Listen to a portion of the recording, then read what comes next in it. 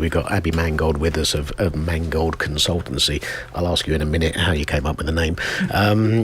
But your business is about reputation, yeah? Absolutely. Our business is about working with individuals and other businesses to think about, manage and understand their reputation. You know, when you start up a business, and that's particularly the kind of businesses I'm interested in, really, you spend day and night making that business work, making the products work, making sure they can get out to people, making your e-commerce platform work. And you don't think, often consciously, about what would happen if one of your products turns up in bad condition and someone decides to take to Facebook, Twitter, etc., and write a negative review, and how you handle that. Okay. And so I work with businesses, big and small, to think about, in some respects, there's some crossover with what Polly does, you know, how they talk, what their voice is as a business, and what that voice sounds like when they find challenges or they find issues, or worse still, there's an employee accident or something along those lines. So sort of from the very kind of small level customer complaints through to some of those really big business risks, thinking about how you manage your reputation, because I think done well, you can sometimes enhance your profile, actually. When an error has occurred. Even when something bad has happened. Yes. They say it can be a great opportunity to, in fact. Absolutely. Do you think... Oh, go on. Is there anybody that you know of, or do you know, not even if you work with them, but I sometimes get the impression these guys just don't care about their reputation. Do you know if there's anybody who actually doesn't care? They'll do what they do in the way they want to do it, and they don't care what anybody, you know. I can think of certain leaders of the free world who really don't mind what anybody thinks of them, but the not chances of businesses. nice Mr. Trump sending the boys round is slim, so I'm prepared to name and shame.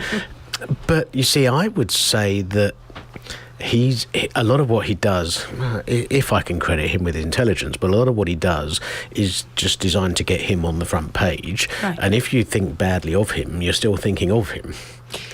And is that not, you know, there's no such thing as bad publicity? Right. So, you know, a lot of people kind of use that as a maxim for not feeling too bad about being on the front pages. But it doesn't take very, very long for a reputation to be destroyed. And actually, it's what you do in those first 24 hours that makes all the difference. Yeah. And if you've got a CEO, a governor operating on his own, you've got to take people in the business with you when the chips are down. You've got to have your people on side, and that means internally and externally. So your employees and people who are buying from you or using your service. And you can't do that if you're just talking exactly what comes into your mind the first moment you wake up in the morning and switch on Twitter. There's got to be some kind of plan and forethought to that. Yeah, absolutely. There's a couple of companies we talk about a lot who I would say they care about the reputation maybe, but they don't care if it's a bad one. We're cheap, you'll keep buying us, so we don't care what you think. But if you look at Ryanair, ultimately that hasn't worked for them. They've had to turn around from that. That was the approach. You know what you get. There's no frills. We're not going to apologise for it. Well, now they seem to be lacking some of their crucial staff, like pilots. They're fairly key to an airline. And meanwhile, reputationally, I don't think they rate very highly. They are cheap, and you know, for many people, that's exactly what they want. But it doesn't seem to have worked for them. But we're talking about Trump. We're talking using phrases like front pages. We're talking about Ryanair. But from what you said earlier, you're talking about pre-start businesses and startups, and startups can go out and get 50 million funding, so they're not exactly small, but there's also small. So how does a small business, somebody with 5 employees, and you know, you said their product can get trashed on Facebook by somebody, and then the bandwagon starts, and so how do they handle that, and should they have a cunning plan ready in case there's a problem? So the best way to handle it is to have thought about it before. It's like anything. The more prepared you are, the better you are to handle something. Small businesses have got a great benefit. In fact, I'm just about to launch my new website, and I have got a blog post on exactly that. Okay. Small businesses are nimble. They're agile. If we Yes. need to call a management meeting, we go to, the room we're all sitting in, as opposed to we need to set up conference calls and we need to make sure those people are awake in that market and that kind of thing. So they're very nimble. If a small business is on social media, it's very likely that the person who is posting on social media is sitting in the room, which means you are there. Social media is the most fantastic tool for people who are facing an issue, because you are able to speak directly to the people who want to hear from you. Putting the media aside and putting interviews aside and media training aside, you can talk directly to them, because actually when you're facing an issue, what people want to hear is information. And the more quickly you can give that, albeit that you make sure that your information is correct and it's not speculative, the more quickly you can do that and say, we've made a mistake, this isn't going to happen again. Or we've made a mistake, we don't know why this is happening, but we are doing everything we can to get to the bottom of it. That is such a big part of handling an issue already done, opening those channels of communication. And small businesses, you don't need vast swathes of boardroom people to manage a crisis. In fact, one of the big things with big companies is that you end up having to kick a lot of people out and say, I'm sorry HR, we don't need you, or I'm sorry FD, we don't need you. But it only works if you sat in a room with someone like myself and with people inside the business and brainstorm what could hit us, what could get us, and how would we deal with it. I have a friend who runs a restaurant, and he has a Facebook page, and sometimes people trash his food or his service or whatever, and he is comfortable that it's the restaurant next door that's doing it, Right. or that that didn't have. Somebody complained about his steaks were awful, and he comes straight back at them. And in that particular example, he came straight back at them. Firstly, what a shame you didn't tell us when they were in front of you. And I remember your table, and there was nothing left on the plates afterwards. Why did you eat them if they're so awful? And we served 62 steaks that night, and none of them got sent back. And so I know it's hard to generalise, but you saying that would you advise people to just come back and say, no, that's wrong, it didn't happen? I think it depends on the context. When you've got the sort of information you're describing there, I know you, I know the table, I know the volume of products we sold that day, and you're the only one who's complained. If you've got that information, absolutely use it as quickly as you can, because social media dictates that. If you're on social media, you've got to play the game, and the game means being there and answering as quickly during the bad times as during the good times. I think there are moments when, particularly when you've got a brand that you're trying to build, that you need to think about the tone of voice. And I also think with social media, there are often occasions, and it's another benefit of social media, where it moderates. So someone says something and someone else goes, do you know what, I had a steak that night and it was absolutely delicious. I think you're completely wrong. So you've got to, as with everything, there's no one size fits all, and it's not black and white. But if you know that clearly, that there are certain circumstances which don't ring true with the particular complaint, I would do it. I wouldn't do it aggressively. I'd do it in a polite way. Okay. Sorry you're disappointed, but I would go out there and say it. Between the eyes, maybe between the We eyes. have often Mark Zuckerberg and Bill Gates listening in. But I think I'd say it on the show. But on the off chance that there is a smaller company listening in the Marlow area, how would they recognise the fact that they could really do with talking to you? I guess it's those companies that have just begun to get a nice little profile going, both kind of within their customers and with other stakeholders or other audiences, who are wanting to kind of push further, raise their profile, and perhaps in the back of their minds they've got a niggling little, as it's often those things we think of as we go to sleep, what would we do if?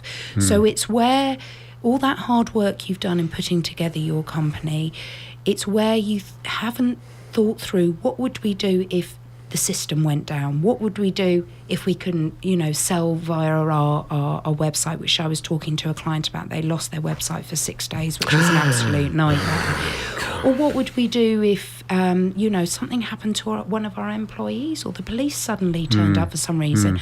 So for a business of that sort of size, 100 plus employees, just starting to get a really nice profile. Really critical. There's some really basic, fairly simple work that can be done as a baseline to help the company begin to plot out what those reputational risks are and what you would do to manage them. Because without that, the reputation can be destroyed so quickly. Sure. Well, as my friend with the restaurant is in Spain and probably not listening, I'm going to send him a link to the Listen Again so he can hear what you had to say and get some free advice. There you go. And in case listeners who are listening now aren't aware, pretty much every show on Marlow FM you can go back to on the Listen Again feature on the website, marlowfm.co.uk.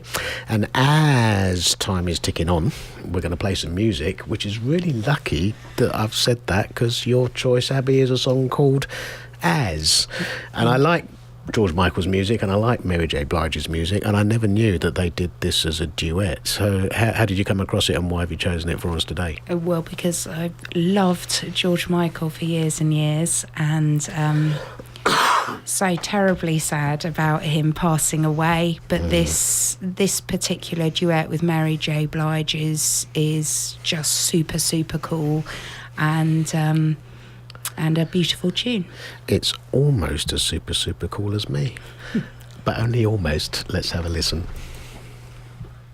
Well, thank you, Abby, for choosing that. I like that. You now have a new fan for that particular song and the duet.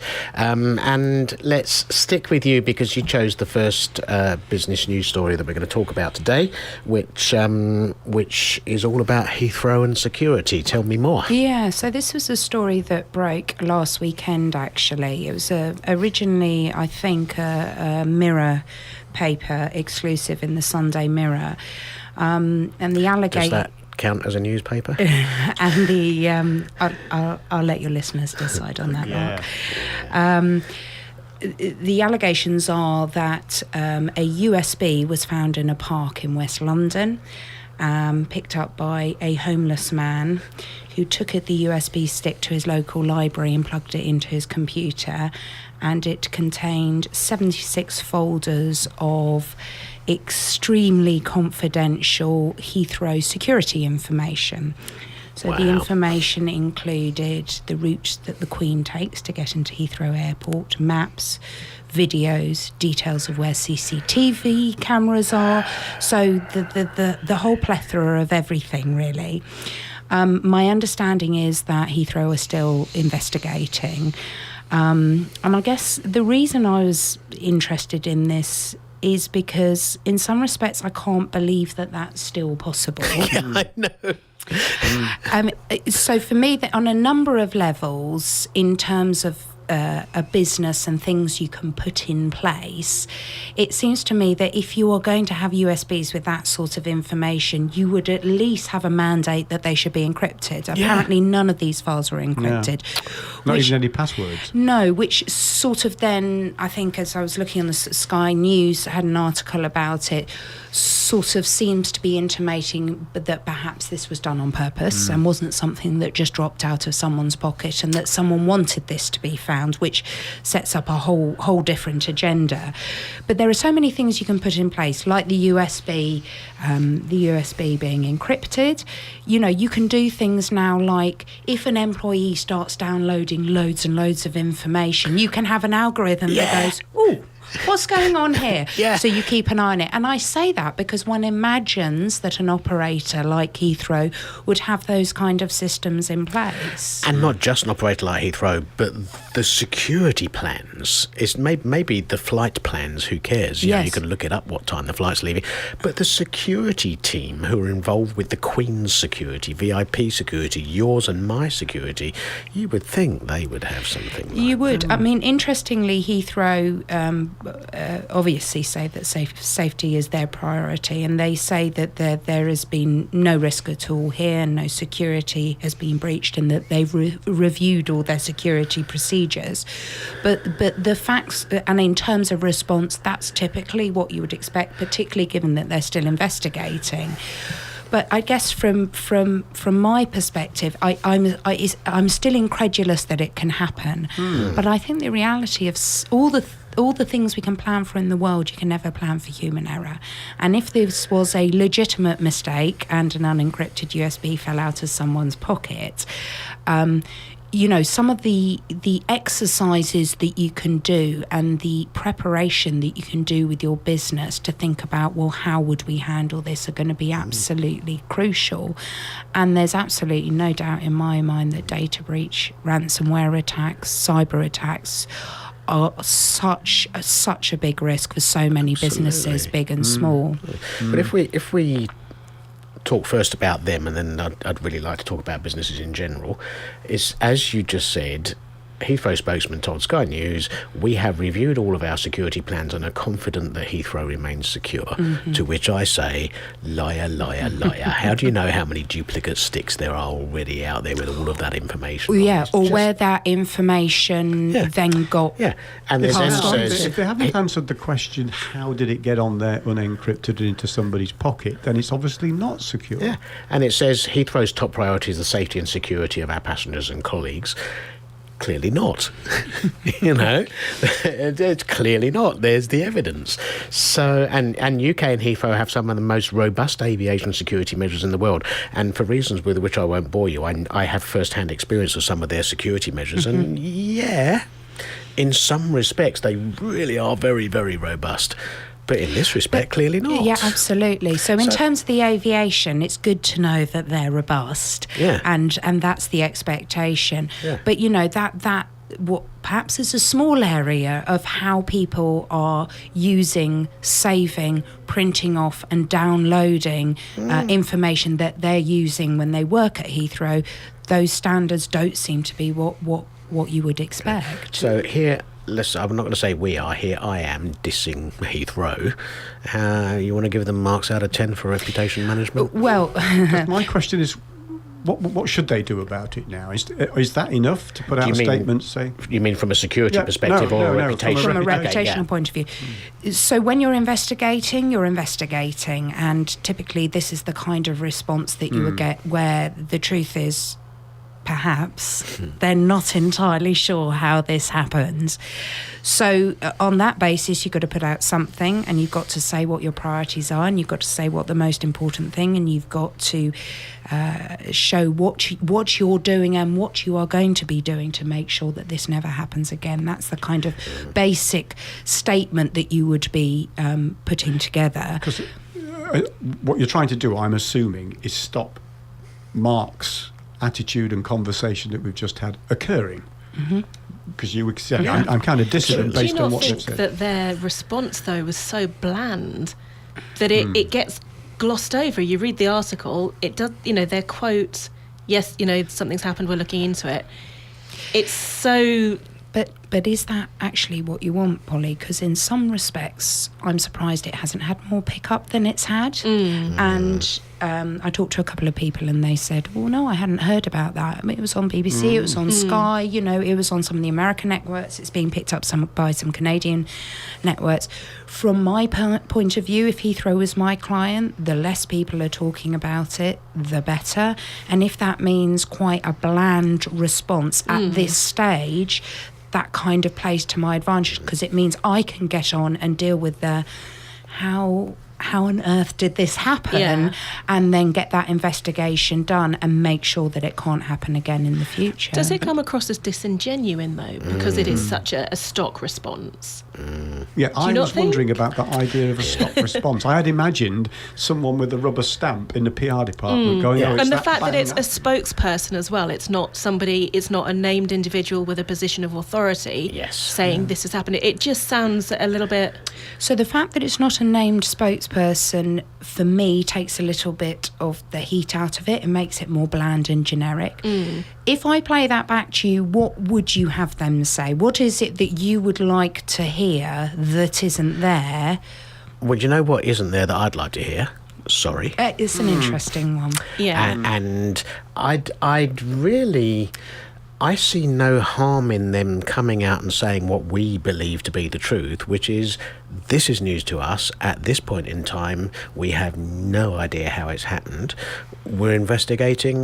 Because if they knew how it had happened... Which is essentially what they're saying. They're not saying we don't know what's happened, but they're not saying they know what's happened, and therefore one must take away that they don't know. They've got to reinforce the importance of safety and security. So... And their systems, albeit that you quite rightly question them. Is there the opportunity, though, for them to be just a little bit more specific? So, they're saying that the exact route the Queen takes to the airport was on the stick. I would put money on the fact that there isn't an exact route that she takes.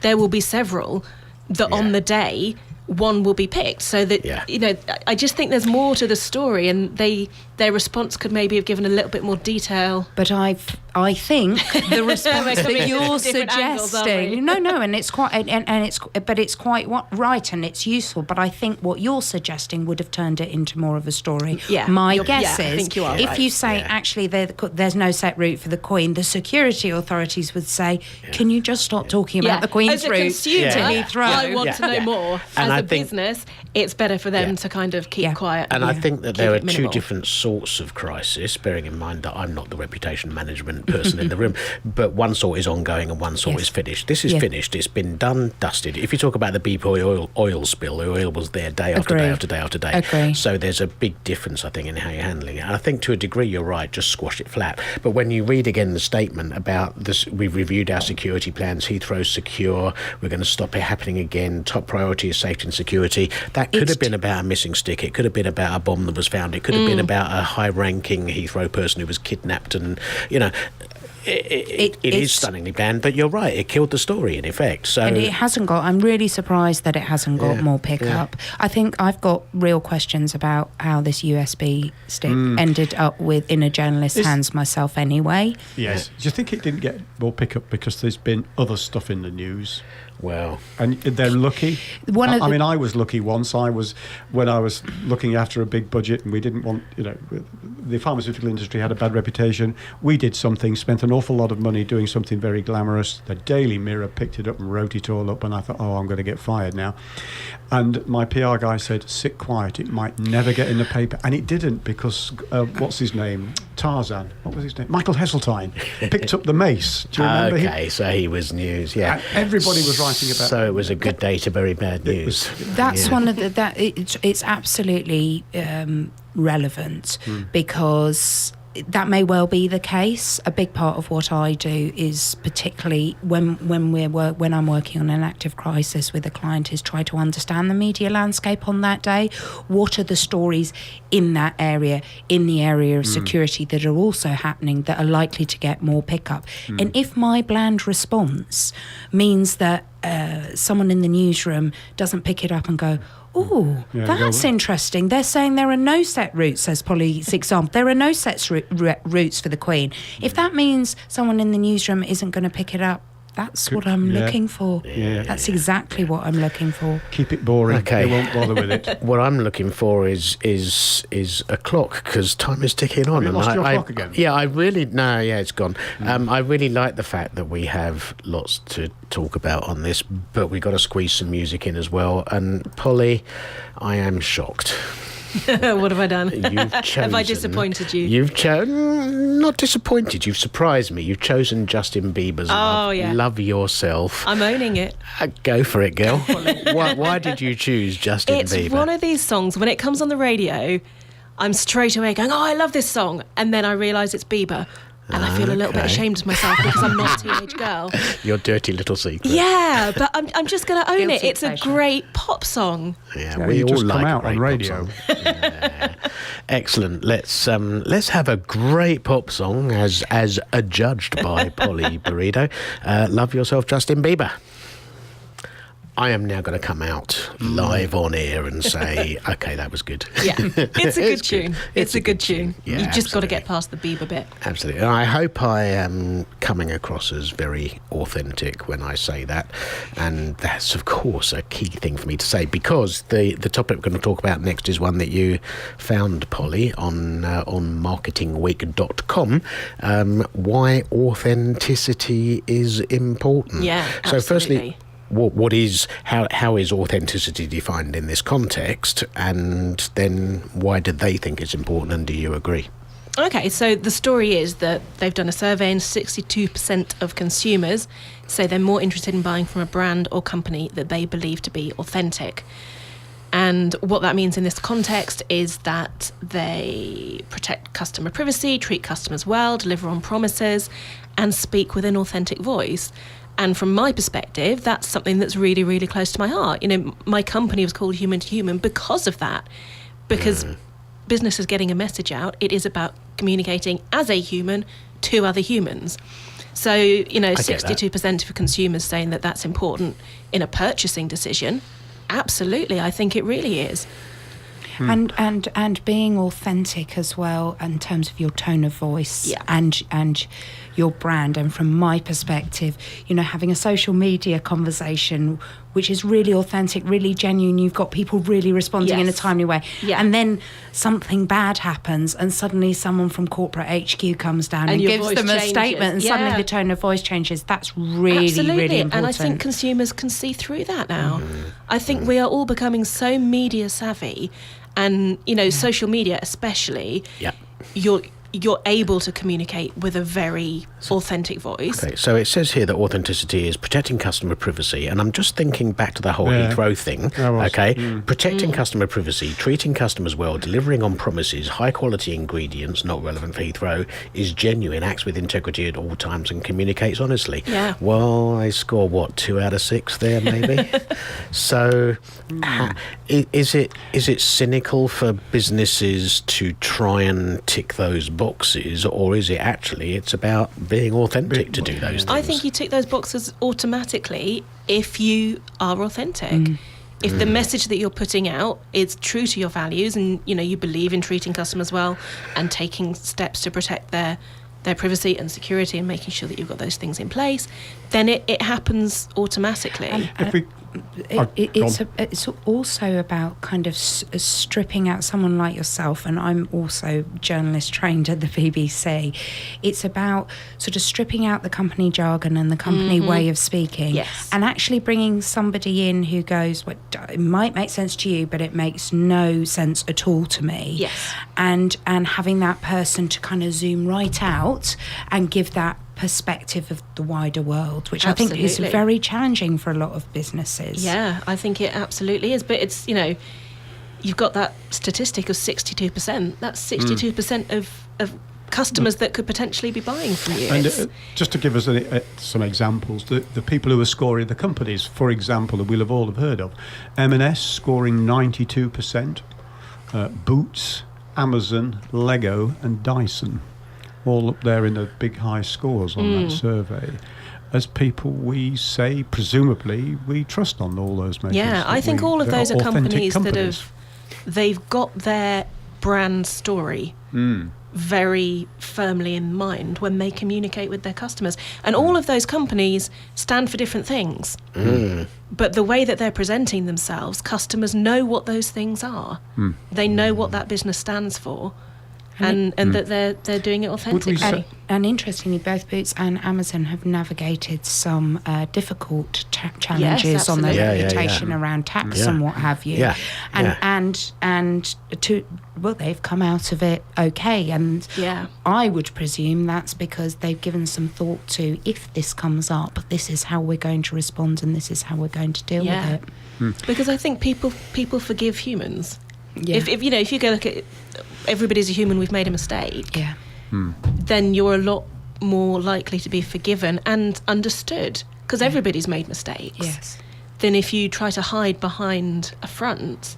It's like most people are prepared to help. So if someone is looking to make an introduction or to get a network call through to someone, if you ask for help, most people will respond with a possible yes, how can I? And I think it might be the same with he's banging his microphones around because his clock's gone off. Was reverberating. Yeah, it's That's not a euphemism. if you say sorry, we're prepared we're prepared to forgive. We're always prepared to help, and we're always prepared to forgive. Most people are, but Yeah. some companies don't. I just wondered if some of the companies we mentioned earlier on that didn't appear to me to be concerned about their reputation, i.e. they know they've got a reputation, they know they've got a reputation which isn't liked by many people.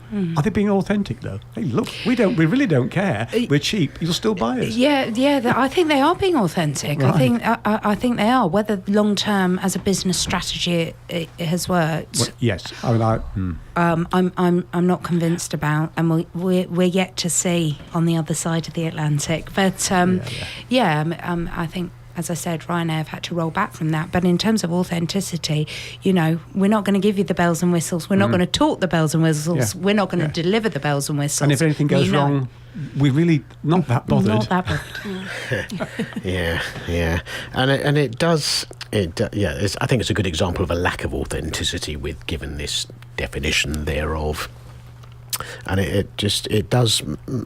We're using it as an example of authenticity because they're being very authentic about who they are and what they are. Yeah, and you but can make what your own about mind up.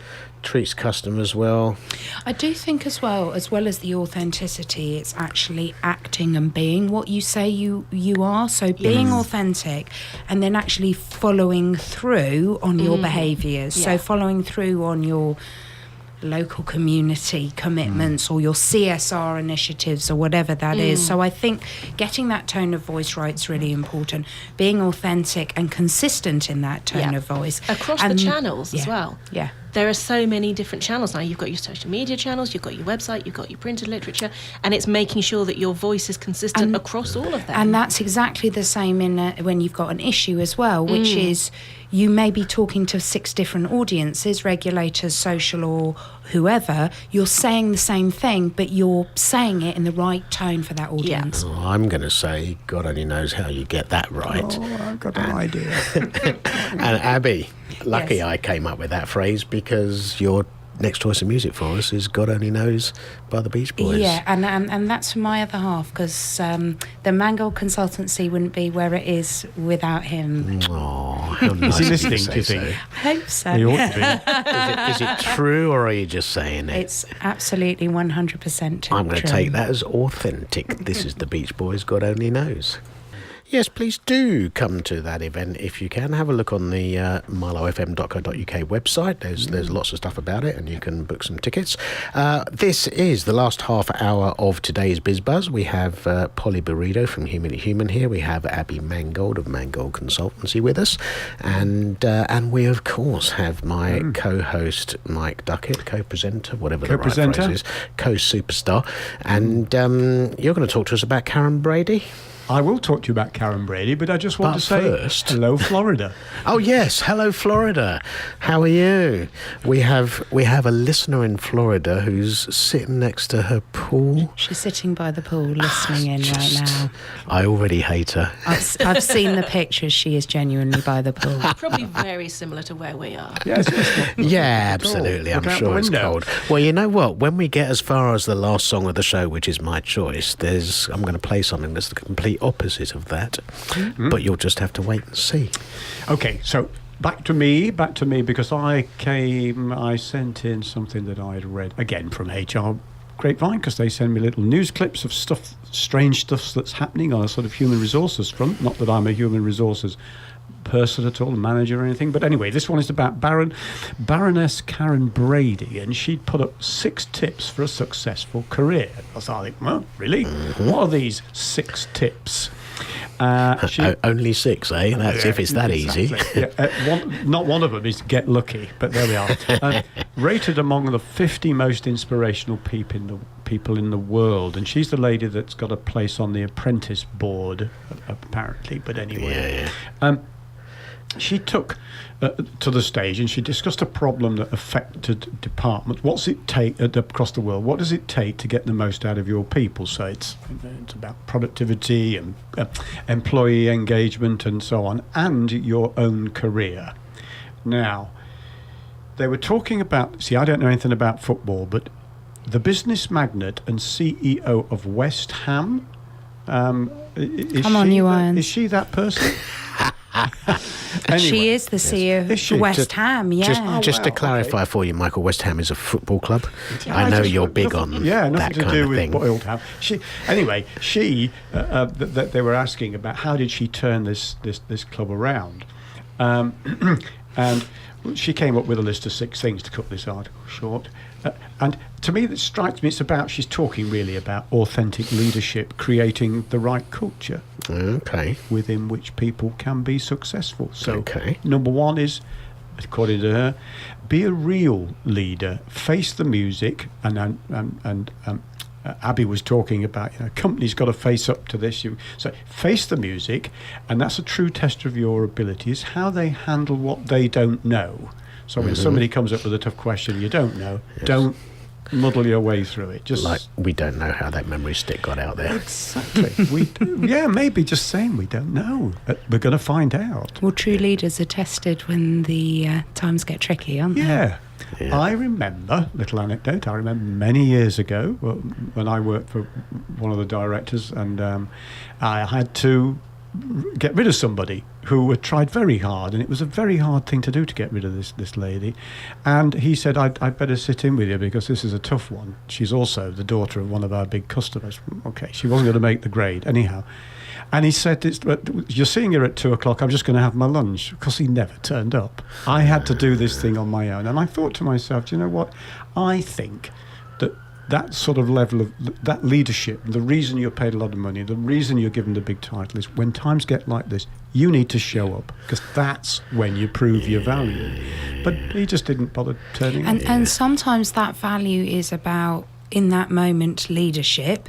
Sometimes when the chips are down, it's about being able to acknowledge the team around you and who actually might be a good person to do different things. So it's leadership, but it's also delegating and understanding your team. Accepting that you might not be that person doesn't make you any less a leader. Correct.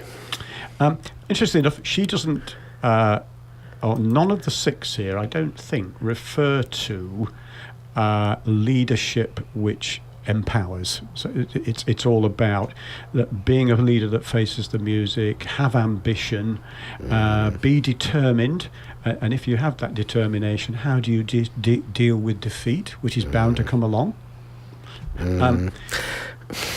Number 5 here, she says, she's got more money than me, she runs a bigger company than me, she's got a CBE, I haven't, so I recognise all these things, and it may be about who wrote this article. But number 5, it says direction. You need to create a culture where your staff see the amount of care you put in the business. You put into the business. Yeah. Is that about self-aggrandisement, or is it about leadership?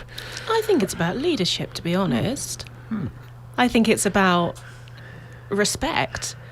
Like the example that you gave, where your chap didn't show up to help with the difficult situation, you probably lost respect for him and potentially the company.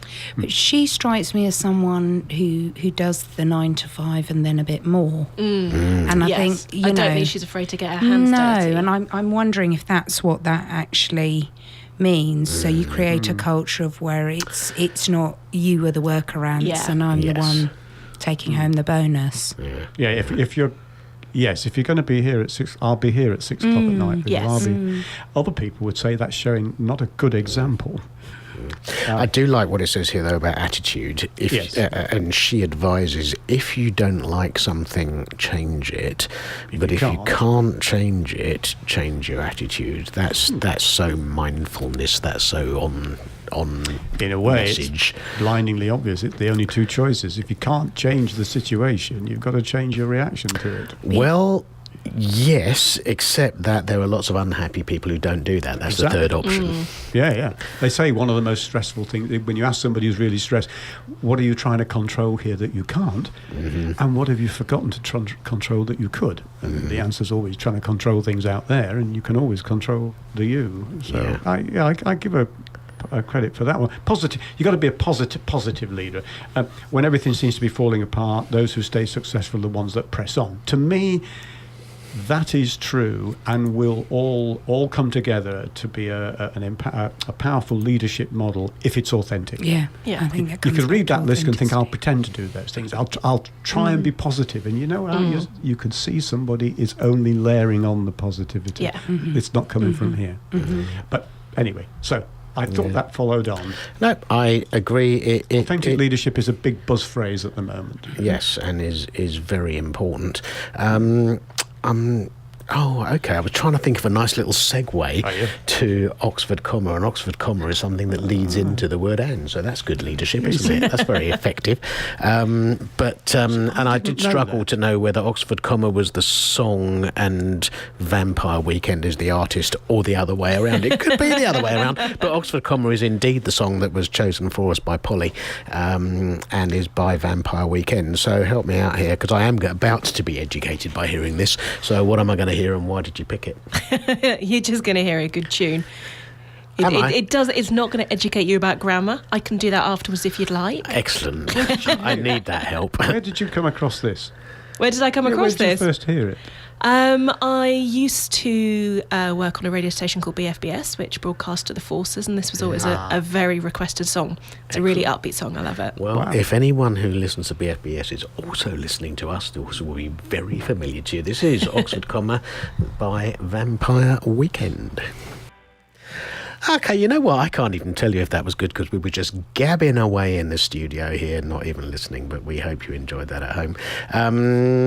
We're going to go from there to Winston Churchill, and I'm saying that really slowly while I work out whose article was this. Was this your... Oh, Abby, putting your hand up on radio is relatively pointless, but at least now I know it was you, and I've told everybody else. So you found this article, which I've now lost. Where That's is it? okay. It's Oh, there it is. Yes, it was on Business Insider, which is a website I quite like. So tell us about Winston Churchill. Why are we talking about Winston Churchill? I think this ties in really nicely with what Polly does, and this is a memo from Churchill in 1940 with the Battle of Britain raging, which was a memo to his team, essentially saying, can you keep your memo short?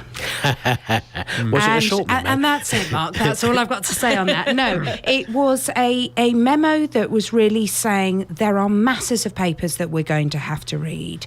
Nearly all of them are far too long for us to read, and it's wasting time and energy looking into the essential points. So he writes with 4 bullets or numbers, if you will, asking his colleagues and staffers to do the same.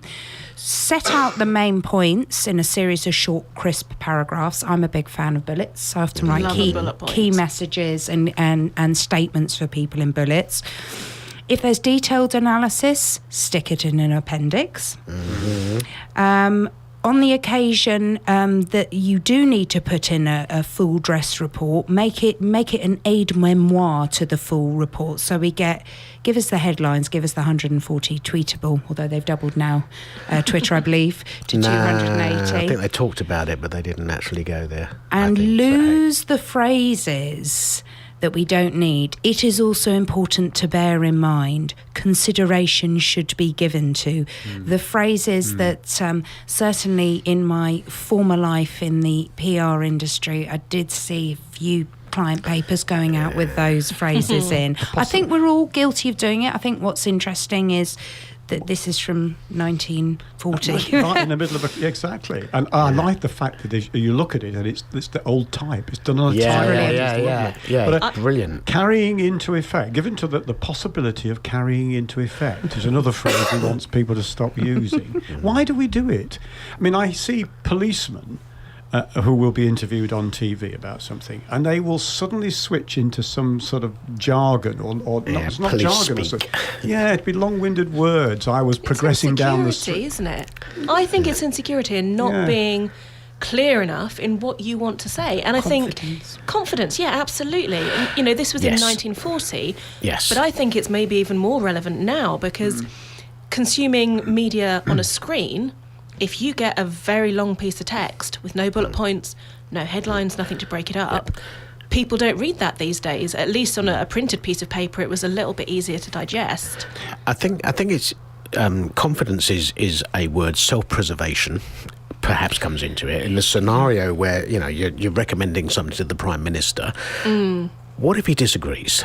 Yeah. If you say we should do plan A, and he says, no, you're wrong, in front of the cabinet or whoever, what does that do to your status? If you say consideration should be given to the possibility of doing plan A, you're not saying let's do plan A, you're saying we should think about maybe doing plan A. So if he says, yeah, that's a good idea, then I knew that. If he says that's not a good idea, then you say, yeah, that's why I was a bit woolly about it. So it's that get out clause. But it's also people sort of believing in what they're saying and believing their opinions and having leaders who are willing to accept what they say. And I think there's more and more pressure to justify yourself and justify your pay grade and that kind of thing. And particularly when, you're talking to the media, a lot of the jargon, a lot of the language comes out because it is tricky when you've got a camera in your face or a microphone in front of you. And you choose longer words, more difficult words than you would in normal speech. Does it make you look better? You come across as apologising for yourself, I think. But is that the self-preservation thing? It is absolutely. But I think you've got to have the courage of your convictions and stand up and say, this is what I believe in, and I'm not going to pad it out. But I think... Sorry, go on. Well, Donald Trump, did he mention him in the article? But I know he's... in Churchill's email? It did. No, not in his email. Churchill didn't send an email, you know what I mean. Because Donald Trump has said, I like bullets, or I like as little as possible, not 200-page reports. He may have taken it to the other extreme. Okay, so I won't embarrass anybody by saying that the forum that I mentioned, but I read a 40-page report into something quite recently, and it was a draft, and the person who'd written the draft said, of course, I still got to do an executive summary, and he produced an executive summary, and it was 6 pages. No, that's not a summary. An executive summary is a page. Yeah. On the other hand, I think either Churchill or somewhere in this article, it does say, you've got to be able, if need be, to back up something that's had a complicated analysis done. Because I had cause to be in correspondence with a politician about Brexit, and a report, when they were writing the report on Article 50, recommendation for Article 50, and it was quite a lengthy discussion, and so it's quite a lengthy document. But this guy was summarising it as, see all this, we don't need all this, we just need to get out. And I said, well, hang on. I think if it's a complicated issue, it needs to be explored. And unfortunately, it will require your sustained focus, and it will have to be complicated if you're going to explain all the facts. However, you could do an executive summary, which simply said, on the basis of what's to follow, I think we should get out. I don't think it's about glossing over things. I think it's about just being succinct in what you have to say and presenting it in an uncomplicated way. And it's also about being succinct in what you say. And if something's complicated, know what the top line is of that particular issue. Know which experts do. What are the proof points, or what are the backup points to support that argument? You don't need to necessarily say them all. Oh, no, that should be an executive summary. But we would go to Chicago to see the guys who ran the company with our business plan, and they would go right down to the last $20. You had to have weighty documents, because if you didn't, they would ask you, and they would say, well, why don't you know? You built this thing up from the ground up. Why don't you know where those $20 are going? Oh, right. But so you need it to back up, but I would never have walked in and presented down to the detail of $20. Get your message clear, but be able to back it up if necessary. I think if somebody knows that all that detail is there in Appendix 9, then it gives them, they don't have to read it, it just gives them a degree of, you said this in the executive summary, and in Appendix 9 there's a bunch of stuff which probably does indeed back it up. Using less words, I think, is important, and actually it can often get across a stronger message. One of my pet hates, and interestingly, nice Mr. Churchill has delivered against. He's got it wrong, because one of my pet hates is when people say on their website, "Well, we aim to provide great customer service. We aim to deliver within 3 days." No. We do. We give great customer service. We have a lovely product. And in bullet point number 1 of his, the aim should be reports which set out the main points in a series of short, crisp paragraphs. No, don't say that. Write reports which set out, no, don't aim to do it. Do it. Do it. It's so important. It's so important. But I think we had a little conversation before we came on air, so the listeners won't have heard it, because I said it was Winston Churchill who said, and Polly thought it was Mark Twain who said, and it could well have been both, because Winston Churchill might have nicked it from Mark Twain. But the story that I heard was that Churchill gave a speech and apologised for giving a long speech because he didn't have time to write a short one, and it may well have been Mark Twain. But hey, but the point is that writing briefly is difficult, and what I can see is, let's not forget this was 1940. There was a bit of stress and hassle in people's lives in 1940.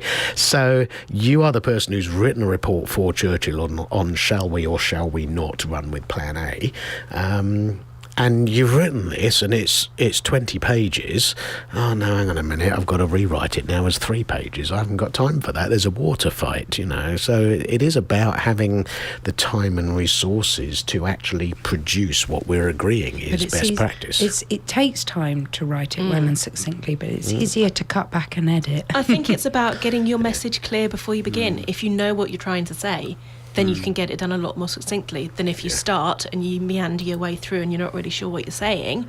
It's about taking the time before you begin and hitting the ground running. And if the report, the communication, is important, that it's understood, then you've really got to make sure that you communicate it clearly, which I think should begin with a summary in order to get people's attention, and then they can explore it. If you simply say, here we go, this is the whole thing, take it or leave it, they'll probably leave it, and that might be a disaster. So it's a bit of persuasive skill. What they call it, elevators.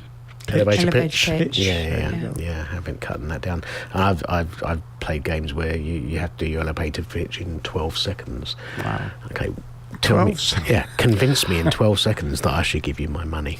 I've had to do that recently for my website, which is take quite a lot that I've written, and my web designer's been very tough with me, and then it's gone down to a paragraph, a sentence, and a line now. They call that pyramid style in the newspaper business. Really? You write pyramid style so that you've got the point in the first sentence, and if the sub-editor goes through and goes, we haven't got enough space on this page, we're cutting half the article, you've made your point. You've still made your point. Yeah. There you go. Yeah. Well, that was my point. And speaking of not enough space, we have not enough space to do very much but we have more enough at time, all, space-time, the same thing. The space-time continuum. So it's time to go. I'm really sorry, and if listeners are bored with the show, then I'm really pleased. But hopefully they're not. They're not bored. Polly, thank you very much for being here, Human to Human. Thank you for having me. Just suppose people are interested by what you said about your business are interested. Just suppose, hypothetically, on the off chance. It could happen. How would they find you? How would they get in touch? humantohuman.uk. Oh, that's an interesting suffix. You run with just a so human, and is it TO human? Yeah. So human to human. .uk. There's no .co in there. And Abby Mangold of Mangold Consultancy. So you've mentioned a couple of times you have a new website, nearly there. Is there an old website, or should people? You get a holding page if you go on this afternoon, but you can still get my contact details there. Brilliant. But I'm really, really close. It's like really, a new house. You have snagging problems, but it's looking really good, and hopefully there'll be. My hope is that it's somewhere people can go and actually get a little bit of information. There's a couple of interesting blogs, particularly for smaller companies, a few video clips which might be helpful in terms of thinking about little things you can do preparing for a crisis. But that should be up in the next sort of 24, 48 hours. So will the old one redirect? If you go to it at the moment, eventually will it redirect? Okay, absolutely. So tell us the old web address. No, it's the same web address. Oh, okay. Oh, even better. Brilliant. Mangoldconsultancy.com. Mangold Consultancy. So you've gone with .uk, you've gone with .com. I've gone with the com. Fantastic. Each has their merits. And if listeners haven't got a pen handy or whatever, then there's always studio at marlowfm.co.uk. Email us and say who was that lady. Well, please be specific about Ladies. which lady, or perhaps even both, and we will send your details forward to Polly or Abby.